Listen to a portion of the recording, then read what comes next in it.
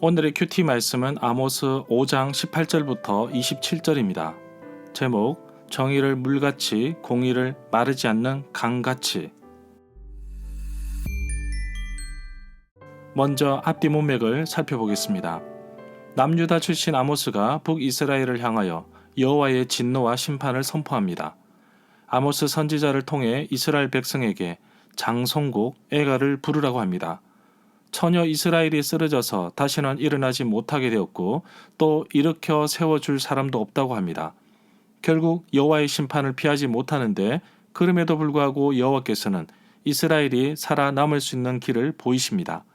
여호와를 찾으면 살 것이라고 알려주십니다. 유일한 길은 회개하고 여호와께로 돌아오는 것입니다. 그런데 이스라엘의 모습을 보면 열심히 하나님을 찾고 예배하는 것처럼 보이나 실상은 정의를 버린 거짓이 가득 차 있다는 것입니다. 악한 일을 피하고 옳은 일을 하여 백성들이 돌아오기를 간절히 바라고 계십니다. 많은 사람들이 기다리는 여호와의 날은 기쁨의 날이 아니라 재앙의 날입니다. 어둠의 날이고 슬픔의 날입니다. 이스라엘이 여호와의 날을 잘못 알고 있는 것입니다. 여호와께서 이스라엘이 지키는 절기와 제물 그리고 종교 모임까지도 역겨워하십니다. 여호와께서 바라시는 것은 오직 정의를 강물처럼 흐르게 하고 의의 강이 마르지 않게 하라는 것입니다.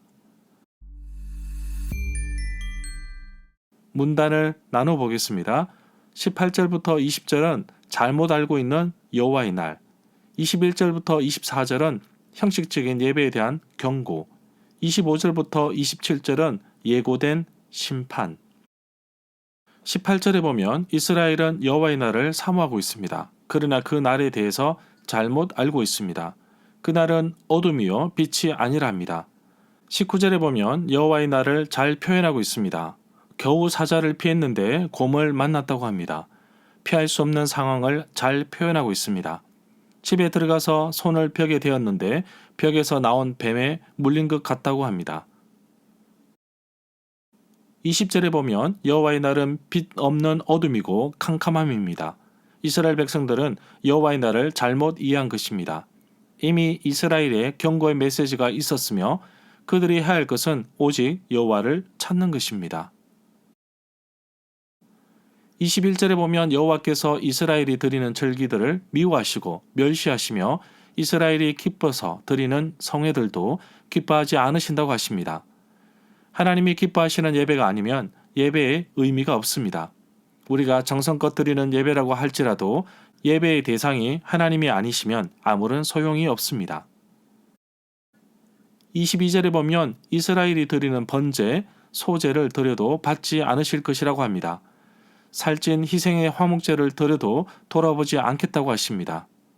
혹시 우리가 드리는 예배에는 정말 하나님이 기뻐하실 만한 기쁨이 있습니까? 아니면 늘 반복적인 종교적인 예배입니까?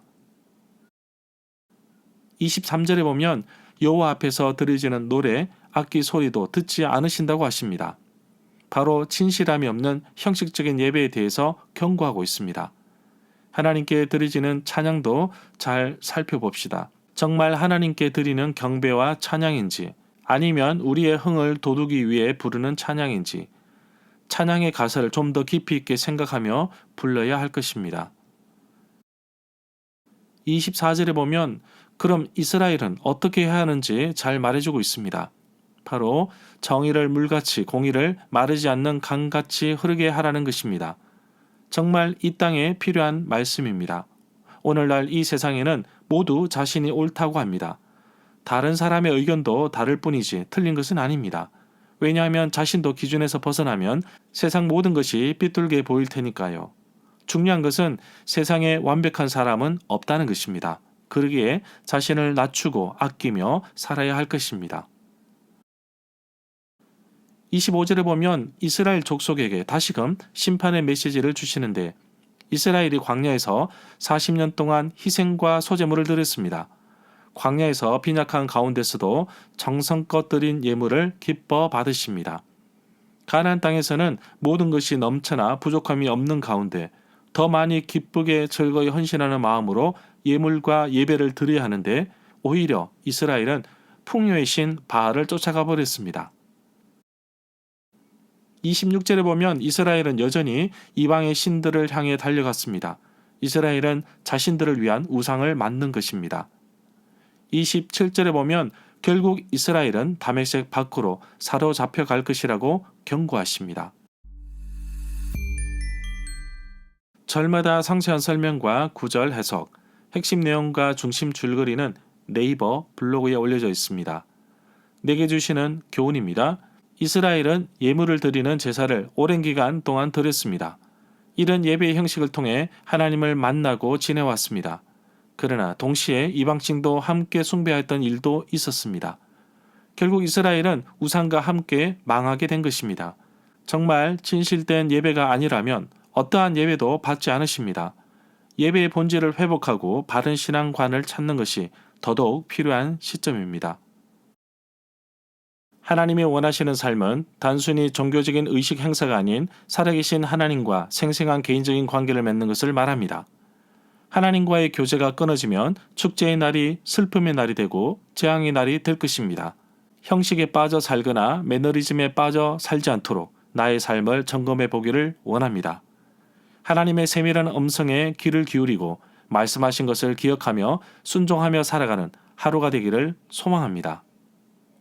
현재의 삶을 어떻게 사느냐에 따라 여호와의 날이 빛이 될 수도 있고 아니면 슬픔과 재앙의 날이 될 수도 있는데 그날을 어떻게 준비하며 살지 기도가 됩니다. 오늘도 나를 통해 하나님의 정의가 강물같이 흐르기를 소망합니다.